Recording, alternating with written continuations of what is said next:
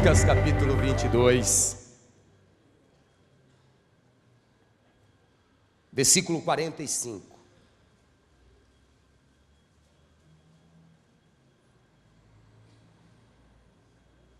E levantando-se da oração, foi ter com os seus discípulos, e achou-os dormindo de tristeza. E disse-lhes: por que estáis dormindo? Levantai-vos e orai, para que não entreis em tentação. Jesus está no Getsemane, ou Getsemane. Ele está nas últimas horas da sua vida. É alta madrugada, 4 horas da manhã, aproximadamente, é alta madrugada. Ele passou o dia inteiro trabalhando com os discípulos, pega alguns discípulos e leva consigo para o Getsemane. Começa a orar, mas na madrugada os discípulos, cansados e tristes, eles adormecem. E quando Jesus volta e os pega dormindo, ao invés de dizer, coitado dos meus discípulos, não é? Eles estão cansados, estão abatidos, estão tristes. Ao invés de entender, Jesus dá uma bronca. Ele diz aqui: por que é que vocês estão dormindo? Jesus sabe que eles estão cansados. Ele sabe que os discípulos estão tristes e abatidos. Mas ao invés de dar uma palavra de incentivo, como eu sei que vocês estão cansados, mas aguentem mais um pouco, ao invés disso, Jesus dá uma bronca. Por que é que vocês estão dormindo? Levantai-vos, orai e vigiai para que não entreis em tentação. O que é que isso nos mostra? Que mesmo que estejamos tristes, temos que orar. Mesmo que estejamos cansados, porque quando estamos cansados já temos uma desculpa na ponta da língua, não é? Senhor, eu não vou orar hoje, porque eu estou cansado. Você vai ver só, viu, preguiçoso. Jesus vai puxar a tua orelha de madrugada e vai fazer você acordar mesmo cansado para orar, hein? Está pensando que ele vai chegar no teu sonho e vai te mostrar um anjo voando? Ele vai dizer: levantai, vá orar, vigiai e orai para que não entreis em tentação. Ele deu foi uma bronca, como ele está nos dando uma bronca hoje. E por que é que Jesus está pegando tão pesado com estes discípulos? Por quê? Lucas capítulo 21. O porquê? Vamos dar uma olhada aqui. Versículo 34. E olhai por vós. Olhai. Para que não aconteça que o vosso coração se carregue de glutonaria, de embriaguez e dos cuidados da vida, e venha sobre vós de improviso aquele dia. Está falando do dia do arrebatamento. Alguém pode dizer: não, pastor, mas eu não sou comilão, não. Eu não tenho esse pecado da glutonaria, não. Pastor, eu nem bebo. Mas Jesus não está falando só da bebida, não do comer exageradamente. Ele está falando para que os cuidados desta vida, e os cuidados desta vida roubam o nosso tempo de Deus. Muita gente poderia estar aqui hoje, muita gente, mas os cuidados da vida, e nessa vida a gente tem tanta coisa para fazer, não é? Achamos tantas atividades boas, que não há pecado nelas. Ir ao shopping, ir ao cinema, passear com os amigos, ir na casa de um amigo. Só que são cuidados da vida. Cuidar do carro novo, cuidar da casa nova, são cuidados da vida, e que são bons, não tem pecado nisso. Porém, Jesus está dizendo: olhem por vocês mesmos, olhem para a própria vida, para a vossa própria vida, para que não entreis em glutonaria, em embriaguez, e também para que os cuidados desta vida não tire a vossa visão, para que vocês não sejam pegos desprevenidos naquele dia. Que dia? O dia do arrebatamento. O dia do arrebatamento. E ele continua descendo o cajado aqui, olha. Porque aquele dia virá como um laço sobre todos os que habitam na face de toda a terra. Vigiai, pois, em todo o tempo. É para vigiar quando? Vigiai, pois, em todo o tempo, orando. Não é só vigiando, não, é vigiando e orando. E não é só orando, é orando e vigiando. Porque tem gente que ora e não vigia, e tem gente que vigia demais, mas não ora. Vigia até a vida dos outros. Tem tanto tempo para vigiar, que vigia até a vida dos outros. Ah, lá, vazia. Vigiai, pois, em todo o tempo, orando, para que sejais havidos por dignos de evitar todas estas coisas que hão de acontecer e de estar em pé diante do Filho do Homem. Sabe por que Jesus não contou o dia do arrebatamento? Quando vai ser o dia do arrebatamento? Porque se ele dissesse que o arrebatamento iria acontecer em tal data, as pessoas deixariam para se converter um dia antes do arrebatamento. Ah, é amanhã o arrebatamento? Eu me converto hoje. Por isso que ele não disse quando será. Nem os anjos sabem, nem ele sabe, unicamente o Pai. Porque se alguém soubesse, poderia vazar, né? Isso é justamente para que eu e você tenhamos esta preocupação. Quando Jesus vai voltar? Eu só sei que ele disse que é breve, mas não disse quando. A qualquer momento. Então o que eu preciso fazer? Preciso fazer exatamente o que ele me ensinou. Vigiai em todo o tempo, orando. Vigiai e orai. Por isso que ele volta da oração e ele pega os discípulos dormindo, ainda que estivessem cansados. E ele dá uma bronca dizendo: levantai-vos e orai, orai e vigiai. Ele dá uma bronca. E esta bronca está vindo agora para todos nós. Quem aqui recebe a bronca do Senhor Jesus? Eu vou ler novamente a parte final do versículo 46 de Lucas 22. Levantai-vos e orai para que não entreis em tentação. Agora eu leio e você repete, vamos lá. Levantai-vos. Mais uma vez, com toda a força do seu pulmão. Levantai-vos e orai para que não entreis em tentação. Quem acha aqui que Jesus tem razão em falar isso? Mas ele está falando com os apóstolos, com os discípulos, com homens conhecedores da palavra. Mesmo assim ele pega pesado. Sabe por quê? Porque quando você não ora, quando você não vigia, você fica a um passo da queda. Quem não ora, quem não vigia, vira presa fácil do inimigo. E olha, um deslize que você der, pode ser que nunca mais você volte para o caminho. Andar no caminho é difícil. Não é difícil ficar firme com o Senhor? Ah, pastor, não é não, é sim. É sim. Eu estou com o Senhor há muitos e muitos anos. E eu sei que é difícil permanecer no caminho. Mas um único deslize que você der, pode ser que você não encontre o caminho de volta. E o que é que eu tenho que fazer para não vacilar, não deslizar? Orai e vigiai. Quantos aqui acreditam que o Espírito Santo vai falar conosco hoje? Então mais uma vez, orai e vigiai. Levantai-vos e orai e vigiai. Isso quer dizer que não dá para ficar deitado fingindo que está orando, viu? Jesus, eu vou orar deitado. Não, qual é a ordem? Levantai-vos, orai e vigiai. Então vamos ocupar as mãos agora e vamos dar para aquele que disse orai e vigiai a maior, a mais poderosa, a mais verdadeira e a mais sincera salva de palmas. Vamos aplaudir a palavra do Deus vivo. Pai bendito, Deus querido, a tua palavra agora vai ser pregada.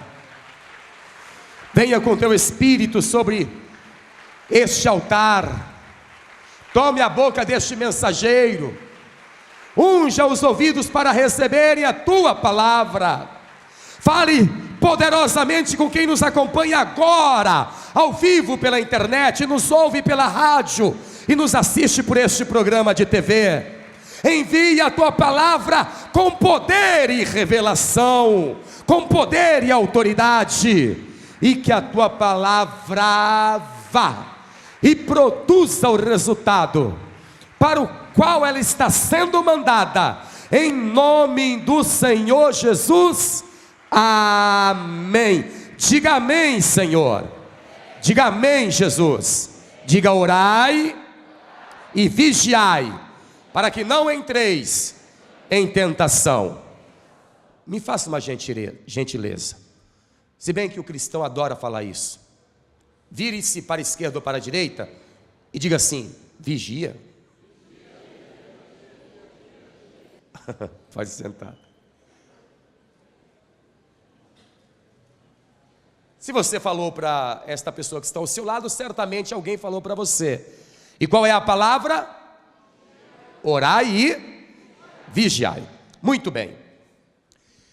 Eu aprendo quando eu quero crescer, e eu estou sempre com esta sede, com este desejo de crescer primeiro diante de Deus e depois diante dos homens. Diz a palavra que o jovem Samuel ia crescendo diante de Deus e diante dos homens, e que Jesus crescia diante de Deus e também diante dos homens. É natural que eu deseje crescer diante de Deus e diante dos homens. E é óbvio que eu tenho os heróis da fé como exemplo. Eu uso o exemplo de Daniel, o exemplo de Jó, o exemplo de Isaías, de Jeremias, de Gideão, de Davi, de Salomão, de Jefité e outros heróis da fé. Porém, o meu maior exemplo, o meu principal herói é Jesus Cristo.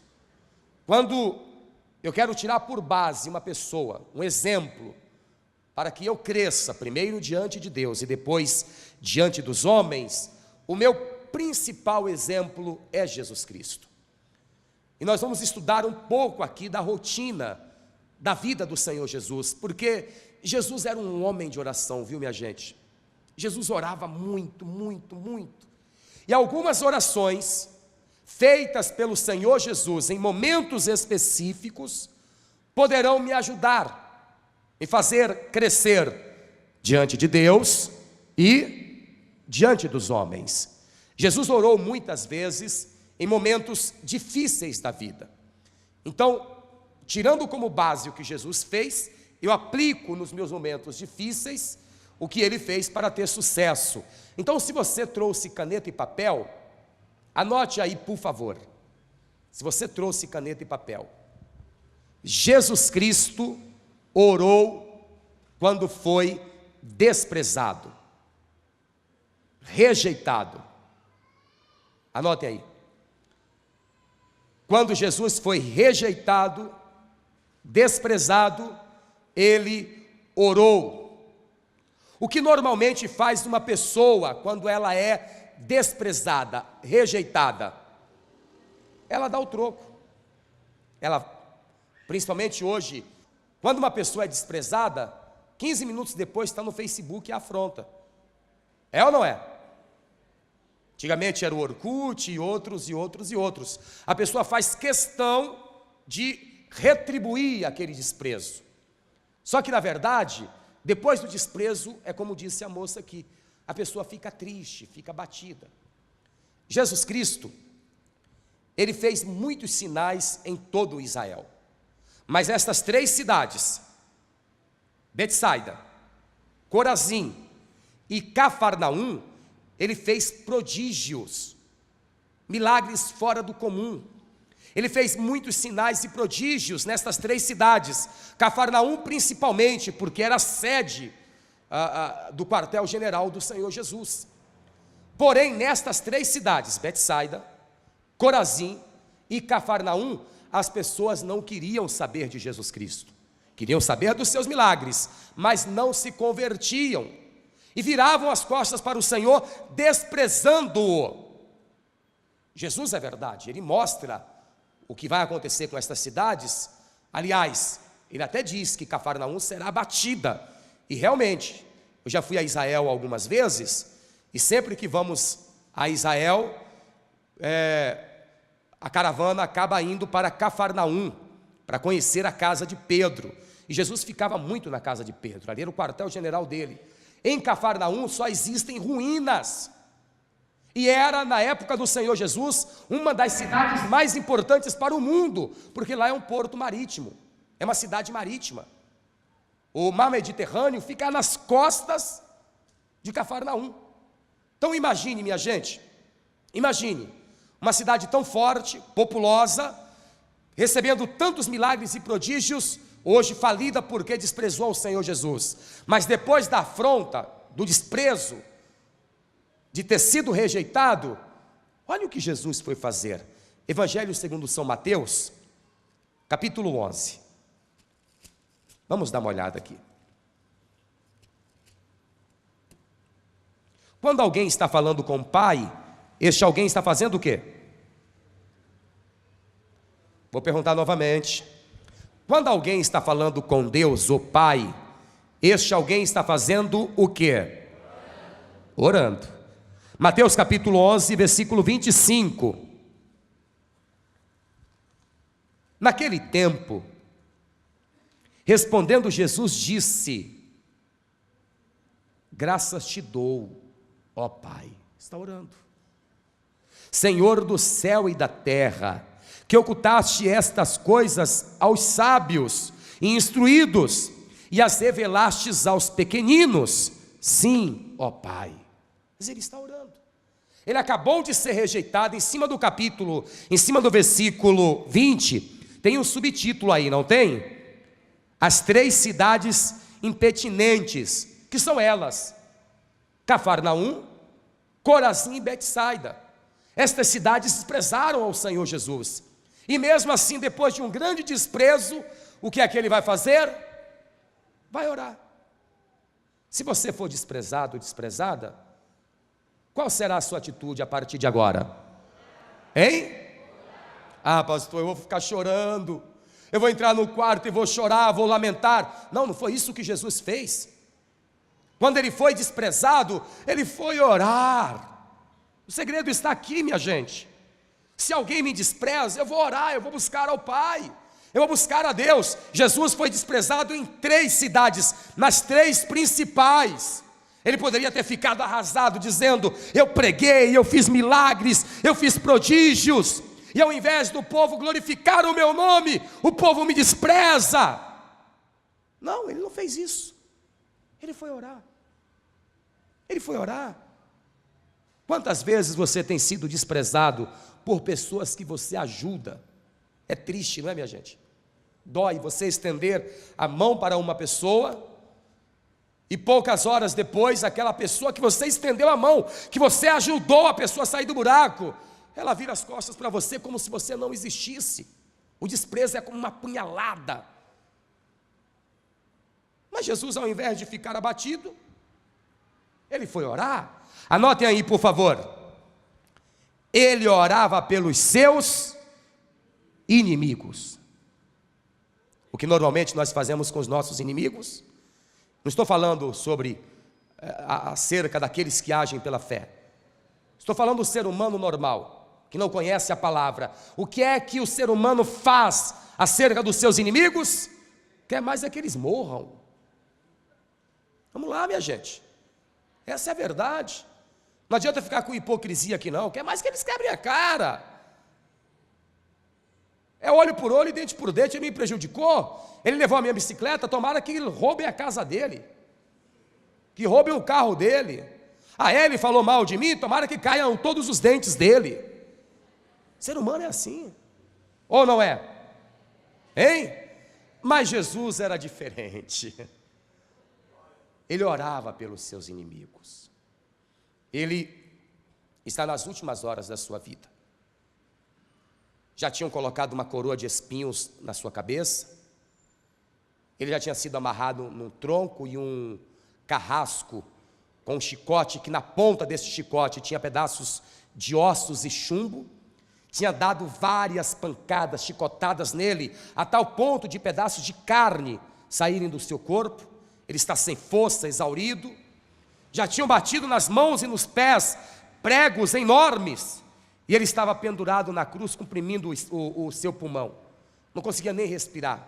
E ele olha e começa a reconhecer: eu curei aquele ali, eu libertei aquela ali, eu curei aquele outro. E ele começa a olhar a face das pessoas, e ele se lembra que ele estava entrando em Jerusalém, e aquelas mesmas pessoas gritavam: Hosana, Hosana nas alturas, Hosana. E aquelas mesmas pessoas, há poucas horas atrás, estavam diante do tribunal gritando: crucifica-o. Se fosse você na cruz, hein? Tendo todo o poder, o que você faria com aquelas pessoas? Porque a ingratidão dói. Dói ou não dói? A ingratidão é muito violenta. E ele olha, e no meio daquela multidão, pessoas gritam: tu não és o Cristo, não salvaste muita gente, desce da cruz e salva-te a ti mesmo. E as pessoas começam a blasfemar, e ele olha para o céu: meu Deus, eu quero aprender com Jesus, o meu Salvador. Ele olha para o céu e diz: Pai, perdoa-lhes, porque não sabem o que fazem. Meu herói está aqui, ó, Jesus Cristo. Preciso aprender com ele. Eu aprendo muito com Elias.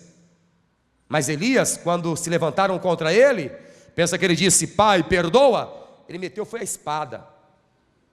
Davi, eu aprendo muito com Davi. Mas você pensa que Davi disse: perdoa-lhes.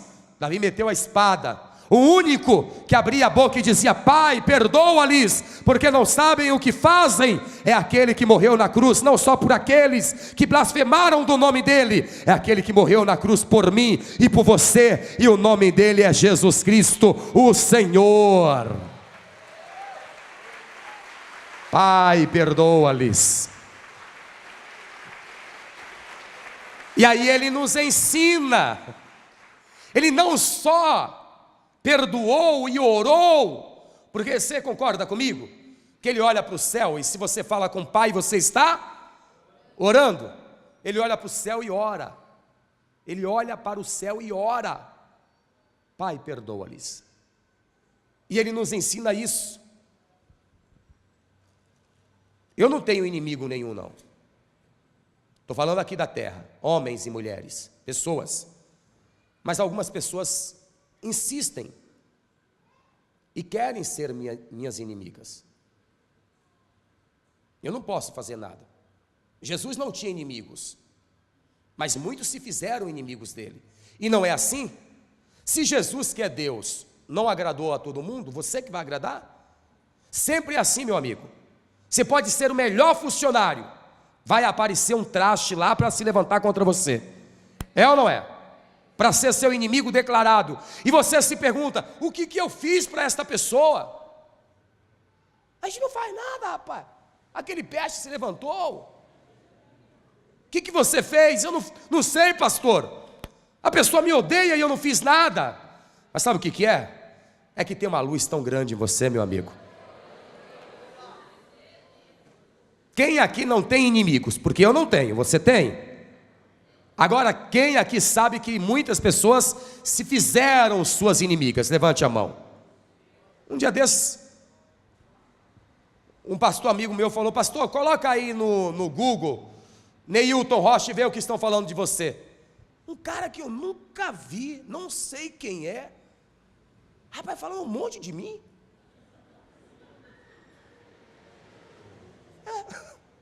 Mas que é isso aqui? Oxê! Olha o que Jesus disse aqui: se as pessoas que não te conhecem falam mal de você, imagine as que te conhecem. Mas eu não fiz nada para aquele rapaz, nem sei quem é, nem sei como é que ele teve coragem de falar mal de mim. Olha o que Jesus está ensinando aqui, ó.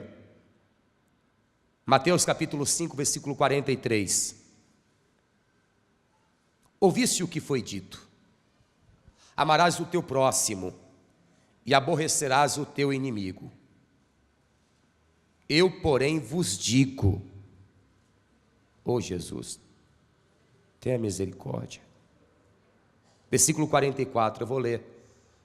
Eu, porém, vos digo, amai a vossos inimigos, bendizei os que vos maldizem, fazei bem aos que vos odeiam, e orai pelos que vos maltratam e vos perseguem.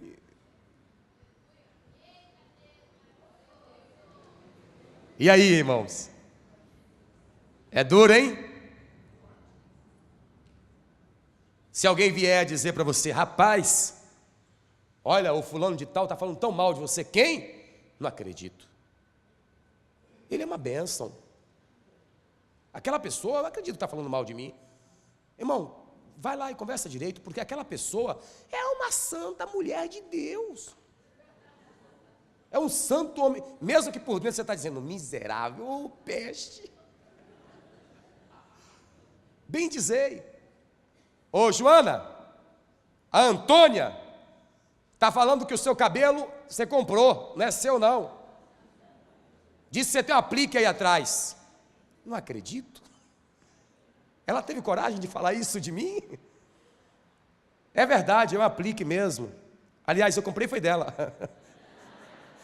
Mas ela é gente boa. Até aí tudo bem. E aqueles que propositalmente nos causam mal?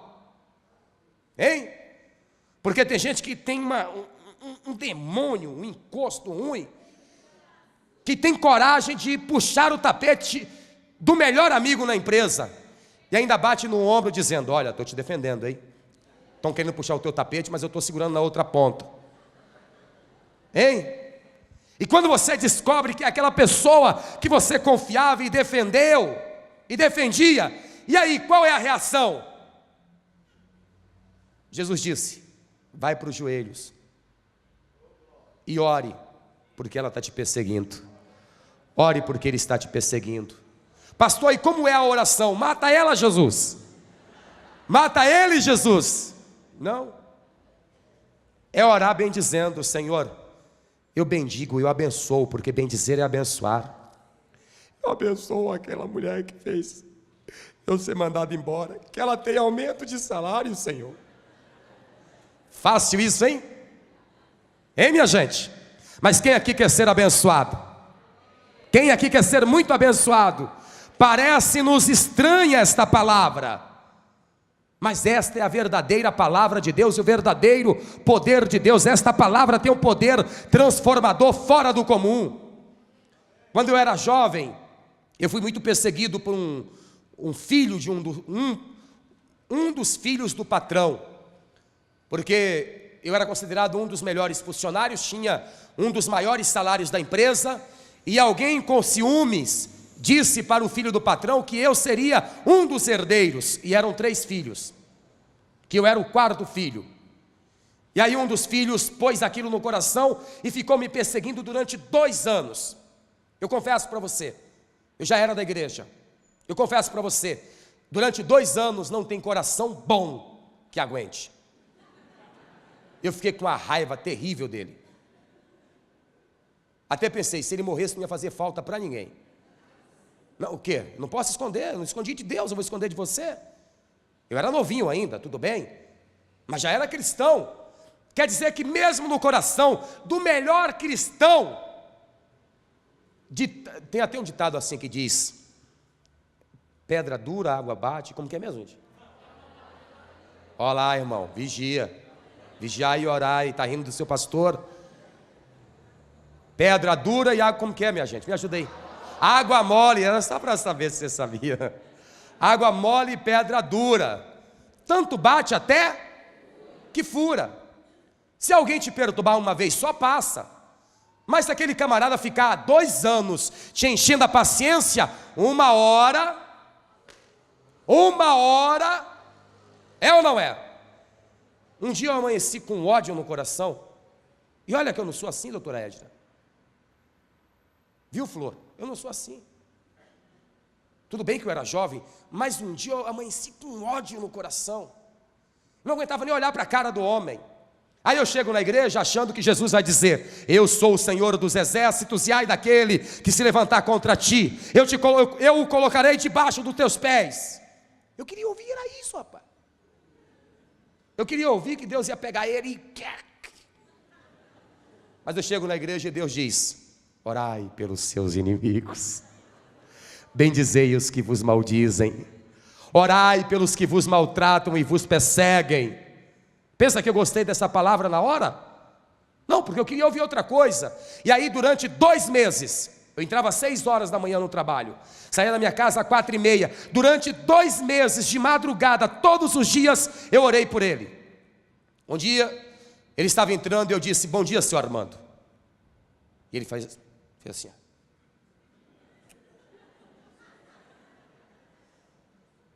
Estou falando para você diante de Deus, veio sobre mim um bálsamo, uma unção do Espírito. Eu confesso, aquilo não era meu. E eu olhei para o senhor Armando e a minha vontade era de dar um abraço e dizer: eu te amo, senhor Armando. Não podia fazer isso, mas eu senti um amor fora do comum. Eu queria abraçá-lo. Depois de um tempo, ele se aproximou e eu pensei: já vem ele tentar estragar o meu dia, mas não vai estragar. Porque quando o perdão entra no seu coração e o ódio sai, o amor de Deus toma conta da sua vida. E aí, meu amigo, ninguém consegue te atacar, ninguém. Aí eu pensei: eu estou protegido. Aí ele se aproxima aos poucos e diz assim: oh, eu estou indo lá na igreja batista, você que já vai na igreja há mais tempo, me explica uma coisa. Falei: pois não. Falei: ó, já está melhorando, está indo na igreja, né? Pois não. Eu vou na igreja, tem 2 meses, ó, calculou aí? Tem 2 meses que eu estou indo na igreja, mas rapaz, toda hora que eu vou rezar, eu só lembro de você. Eu não consigo pensar em outra coisa. Toda vez que eu vou rezar, eu só rezo por você. Falei: é, porque tem 2 meses que eu estou rezando pelo Senhor. Hoje, o Armando é o pastor Armando da primeira igreja batista da Vila Sônia. Vamos aplaudir ao Senhor Jesus. Deus queria salvar aquele que se tornou, por conta própria, o meu inimigo. É só fazer o que Jesus ensina, minha gente. Jesus orou para que o impossível acontecesse. Quando você estiver passando por um momento tão difícil, que você olha e diz assim: é impossível resolver isso, o que é que você tem que fazer? Eu não ouvi. O que você tem que fazer? Orar. Todos estão chorando. O próprio Jesus chorou. E ele pergunta: onde o puseram? E disseram: ele está naquela sepultura. De quem eu estou falando? De Lázaro. Jesus disse: removam a pedra. E disseram: não faça isso, Senhor, porque ele não pode sair de lá, ele está morto há 4 dias e já cheira mal, é impossível o milagre acontecer. Jesus disse: remova a pedra, tirem a pedra, tirai a pedra. Quando removeram a pedra, ele olha para o céu. Ele olha para o céu, e eu faço questão que você veja, ouça as palavras dele. João, capítulo 11. Quando uma coisa estiver difícil a tal ponto de você achar que é impossível resolvê-la, tem que fazer o quê? Diga comigo: tirai a pedra. Não é lançai a pedra, porque tem gente que está com o coração tão duro que quer lançar a pedra, né? Diga comigo: tirai a pedra. Versículo 42. Olha o que Jesus diz aqui. Eu vou ler o 41 também. Tirai, pois, a pedra. E Jesus, levantando os olhos para o céu, disse: Pai, graças te dou por me haveres ouvido. Eu bem sei que sempre me ouves. O que ele está fazendo aqui, minha gente? Está orando. Mas eu disse isso por causa da multidão que está ao redor, para que creiam que tu me enviaste. E tendo dito isto, clamou com grande voz: Lázaro, vem para fora. e o morto ressuscitou. O impossível aconteceu. Olha aqui para mim, por favor. Eu sei que muitas pessoas estão vivendo momentos complicados que chega a parecer impossível, mas eu estou dizendo, tirai a pedra, porque o impossível vai acontecer. Oh, glória! Oh, glória! Vamos aplaudir ao Senhor. Por isso que eu pego Jesus Cristo como meu principal exemplo. E eu copio mesmo. Aliás, cristão quer dizer cópia de Cristo. Eu sou uma cópia, eu copio mesmo. Sabe aquela máquina de xerox antiga? Eu sou uma daquela, fico copiando as coisas. E copio mesmo, eu copio porque o segredo de sucesso está na vida do Senhor Jesus. Olha essa, ouçam esta.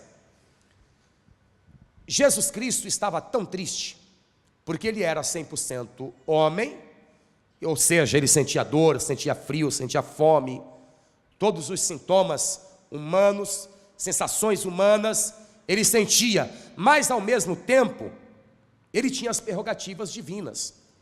Em outras palavras, ele sabia o que ia acontecer 10 dias depois, 1 ano depois, ele sabia. Tanto é que ele falava as coisas com muita antecedência. Ele era homem, Deus. Hoje ele não tem mais o lado humano, hoje ele está glorificado, mas quando ele esteve na terra ele tinha as sensações humanas, porém as prerrogativas divinas. Aí ele chama os discípulos, novamente para irem com ele ao Getsemane, ou Getsemane. E lá ele começa a orar, começa a falar com Deus. Só que, vendo o que ele sofreria dali a algumas horas, ele ficou tão triste, tão triste, tão triste, tão triste, que ele mesmo declara: a minha alma está angustiada até a morte. E o que as pessoas fazem normalmente quando estão tristes, com a alma angustiada até a morte? Alguns vão beber, alguns bebem, outros usam drogas, e a grande maioria se isola, porque a angústia gera a opressão, só fica oprimida, ela não tem vontade de falar com ninguém, ela não tem vontade de ver ninguém, em muitos casos a pessoa não tem vontade nem de comer, aí ela se tranca em um casulo no seu mundinho, e aí depois da opressão, meu amigo, vem a depressão, e depois da depressão, a possessão maligna, que é quando a pessoa começa a dizer: não, eu não quero mais viver, e ela começa a bolar planos de morte, de suicídio. Mas tudo começa com uma tristeza. Jesus está triste, e o que é que ele vai fazer no momento de tristeza?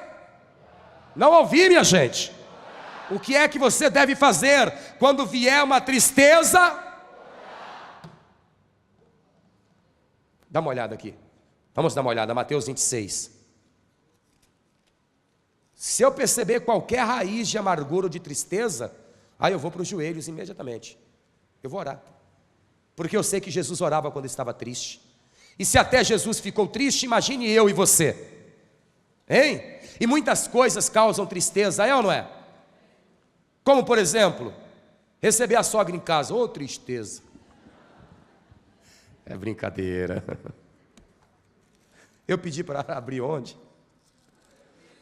Mateus 26, vamos lá, estou finalizando a introdução da mensagem.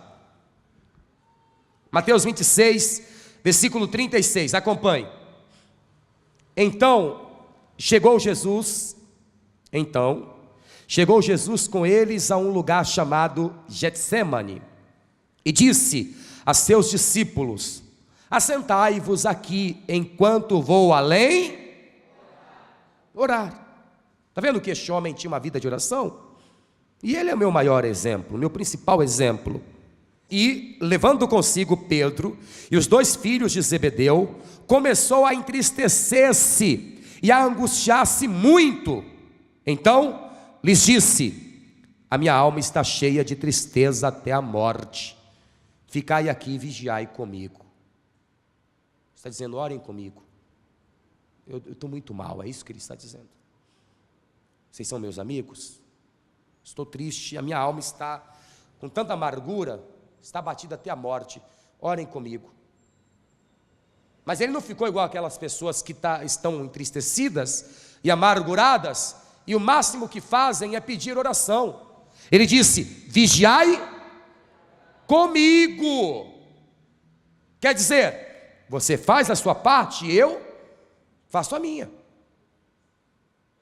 Muita gente vem na igreja e pede oração. Eu oro sim, mas não adianta o pastor ficar aqui se matando de orar e sei lá jogando Play 4, jogando videogame em casa, ou se entregando a bebida. Não adianta eu orar se você não faz a sua parte.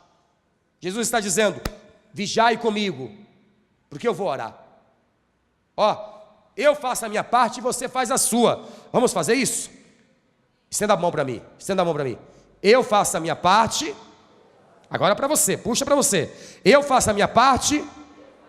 Não. Estenda a mão para mim. Vocês não querem que eu ore por você? Eu vou orar. Então eu estou dizendo: eu faço a minha parte. Vamos aplaudir ao Senhor Jesus. É assim que funciona. Olha o que Jesus foi fazer aqui, versículo 39.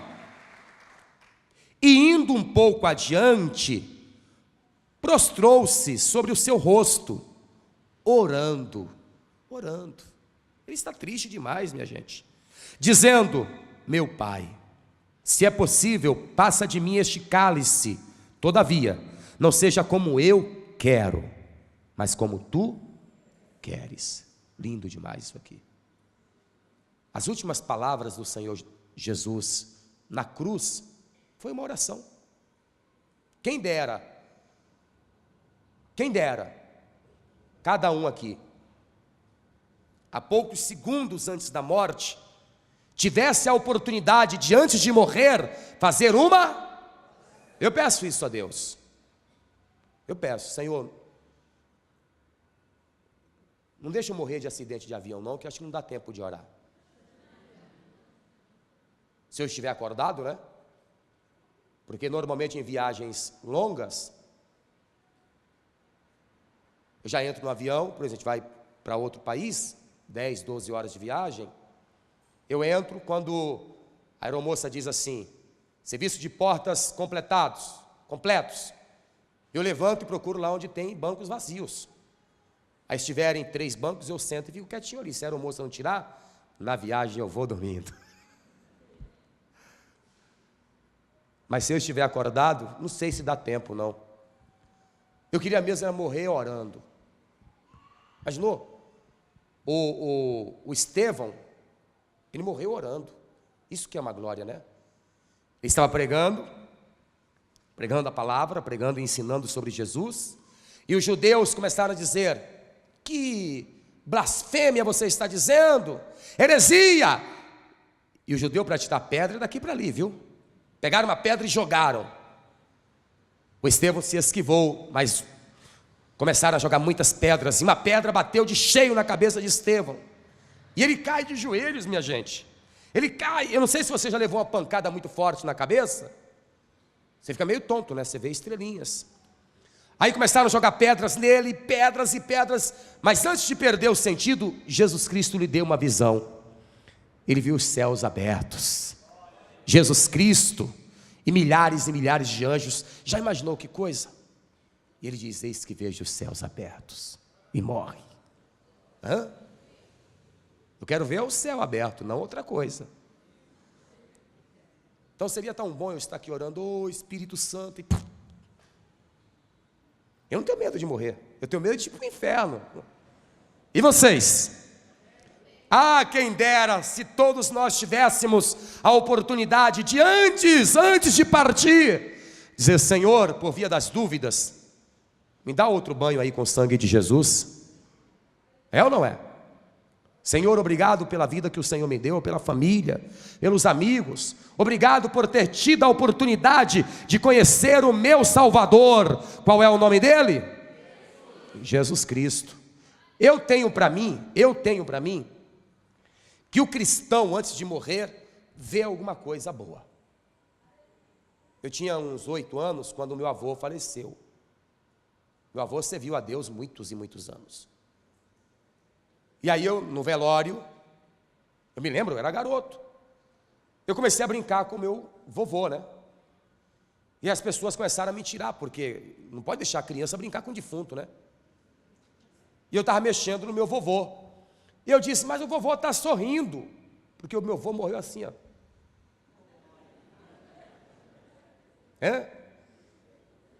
Sério? Já eu não é assim. Mas morreu com um sorriso nos lábios. A minha vovó, no último dia de vida, ninguém dormiu no hospital. Ela foi internada, os médicos disseram, ela já tinha 93 anos, disseram que ela já estava mesmo partindo, e a minha vovó ficou cantando, eu quero ser Senhor amado. Depois você canta aqui para me ajudar, tá? Ela ficou cantando que queria ser um vaso novo antes da morte. É uma oração em louvor. Jesus está a poucas horas da morte e ele,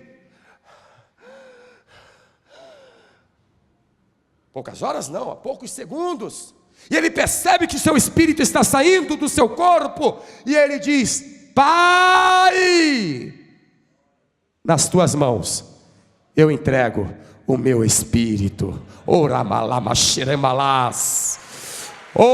glória, oh glória, é com este Jesus que eu quero aprender.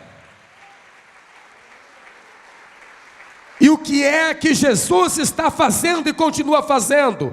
Para finalizarmos, Romanos capítulo 8, fiquem de pé. Meu Deus, tem gente aqui que só ora quando vê a assombração, ora porque ficou com medo. Romanos capítulo 8, versículo 33, quem tentará acusação contra os escolhidos de Deus? É Deus quem os justifica. Quem os condenará? Pois é Cristo quem morreu, ou antes quem ressuscitou dentre os mortos, o qual está à direita de Deus, e também intercede por nós. O que é que ele está fazendo? Continua orando, continua intercedendo. Olhem todos aqui para mim, por favor. Só Jesus pode te salvar. Só Ele salva a tua alma. Ouça, só Ele salva a tua alma e te salva da tristeza, dos problemas, das dívidas, das doenças. Só Ele. Agora é claro, você precisa reconhecê-lo como seu único, suficiente, exclusivo e eterno Salvador. Pastor, e será que eu vou aprender a orar? Se você seguir o exemplo do Senhor Jesus, não só a orar, você vai aprender muitas coisas. Jesus vai te abençoar muito, mas você precisa de livre e espontânea vontade agora deixá-lo entrar na sua vida. Você tem que deixar o Senhor Jesus ser o teu Senhor e Salvador. Você tem que receber o Filho de Deus como seu Salvador. Olhem todos aqui para mim, por favor. Quem aqui quer receber a Jesus Cristo como único, suficiente, exclusivo e eterno Salvador? Quantos querem? Ergo a mão direita para o céu. Mais alto, mais alto, mais alto. Oh glória. Com a mão erguida, vem aqui na frente, porque eu vou orar por você. Venho aqui na frente. Coisa linda, hein? Coisa linda, minha gente. Esse Jesus é bom demais. Venham, venham. Eu tenho certeza que alguém tem orado muito por vocês. Tenho certeza disso. Eu tenho certeza que alguém tem orado muito por vocês. Olha as almas chegando, vamos aplaudir mais ao Senhor. Agora eu vou chamar aqui na frente você que diz assim: Pastor Neilton, eu conheço ao Senhor Jesus, sou filho de Deus, mas eu estou como? Não é que eu sou, Eu estou como uma filha pródiga, como um filho pródigo. Porque o filho nunca deixa de ser filho, mas passa a ser pródigo, rebelde. Aquele filho pródigo, ele saiu da casa do pai, mas não deixou de ser filho. Tanto é que quando o pai o viu, ele estendeu as mãos e disse: o meu filho estava perdido e foi achado. Ele voltou. Ele voltou. O pai não disse: agora você não é mais o meu filho. Não. O filho fez toda aquela macriação e o pai o recebeu e ainda preparou uma festa para ele. Então, se você está, não é que você é, porque o filho pródigo, na hora que volta para casa, deixa de ser pródigo. Se você está como filha pródiga, como filho pródigo, e quer agora retornar para a casa do pai e para os braços do pai, levante a mão direita, saia do seu lugar e venha aqui na frente. Filha pródiga, filho pródigo, venha agora, venha, o pai está te chamando. Venha, filha pródiga, venha, filho pródigo. Oh, glória.